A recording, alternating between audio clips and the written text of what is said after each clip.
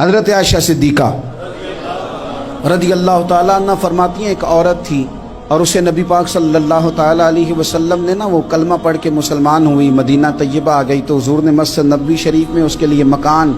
ایک سادہ سا کمرہ ساتھ مسجد کے بنوا دیا، وہیں رہنے لگی۔ اکثر وہ سیدہ طیبہ کے پاس آتی تو حضرت عائشہ صدیقہ رضی اللہ تعالیٰ عنہ فرماتی ہیں وہ بڑی باتیں سناتی اور آخر میں کہتی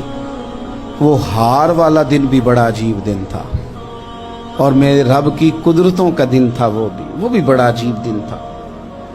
سیدہ عائشہ صدیقہ رضی اللہ تعالیٰ عنہ ایک دن فرمانے لگی کہ تو ہار والے دن کا بڑا ذکر کرتی ہے، وہ کیا دن تھا؟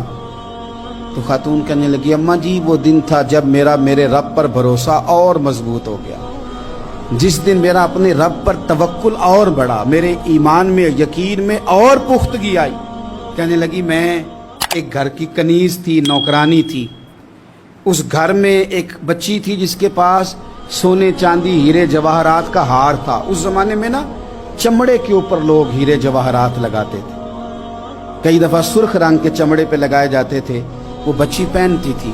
تو کہتی ہیں بچی کے اس نے اتار کے رکھا یا اس سے گرا وہ ہار تو چیل اسے اٹھا کے لے گئی گوشت سمجھ کے اور میرے سامنے اٹھا کے لے گئی۔ گھر والوں نے مجھ سے پوچھا، یہ بخاری میں موجود ہے، گھر والوں نے پوچھا مجھ سے کہ وہ ہار کہاں ہے تو میں نے کہا چیل اٹھا کے لے گئی۔ گھر میں کچھ چوری ہو جائے تو سب سے پہلا الزام کس پہ لگتا ہے؟ ملازمین پہ۔ کہتے انہوں نے مجھے بڑا مارا، بڑی تکلیف تھی، حتیٰ کہ میری شرمگاہ تک کی تلاشی ہوئی، میری عزت اتنی خراب کی میں بتا نہیں سکتی۔ میں نے اپنی زندگی میں ایک واقعہ دیکھا، ایک امیر گھر میں چوری ہو گئی، ملازم کو اتنا مارا کہ وہ چارپائی پہ پڑ گیا، پولیس والوں سے اتنی مار پڑوائی گئی کہ وہ بیچارہ چارپائی پہ پڑ گیا اور پھر وہ اتنا بیمار ہوا اور کچھ دنوں کے بعد پتہ چل گیا کہ چور تو اپنا بیٹا ہے ان کا، پھر اس کا انتقال ہو گیا۔ اب وہ سیٹھ صاحب اور گھر والے آ کے مرنے والے کے کان میں معافیاں مانگ رہے ہیں، کان میں۔ تو میں نے ان سے پھر کہا تھا کہ یہ تو اب چلا گیا ہے، تمہارا زور چلتا تھا نا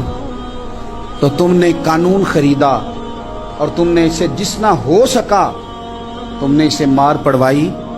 تمہارے پاس جو عدالتیں تھیں تم نے وہاں کاروائی کی، اب ایک عدالت قیامت کے دن لگے گی۔ یہ کمزور تھا نا، کچھ کر نہیں سکا۔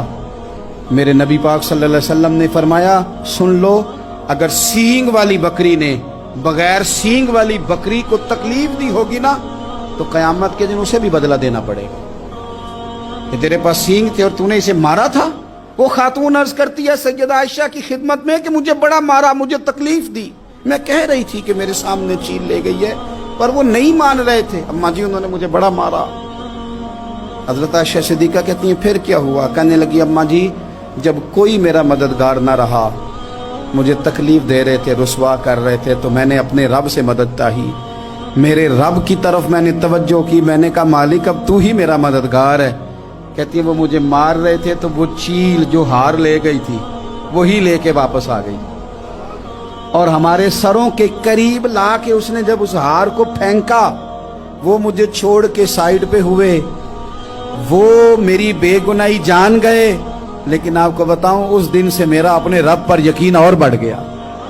مجھے سمجھ آ گئی کہ جب انسان پورا ٹوٹ جاتا ہے اور جب کوئی چاروں جانب اس کا مددگار نہیں ہوتا تو رب تو ہوتا ہے نا، اللہ تو اس کا مددگار ہوتا ہے نا، وہ تو پھر اپنے اس بندے کی مدد کرتا ہے نا، پھر وہ تو توانائی دیتا ہے نا، وہ تنہا نہیں چھوڑتا، وہ تو آنسوؤں والوں کے آنسوؤں پہ بڑا کرم فرماتا ہے، وہ تو قسم پرسی میں آ جاتا ہے، اس کی رحمت بڑھ کے استقبال کر لیتی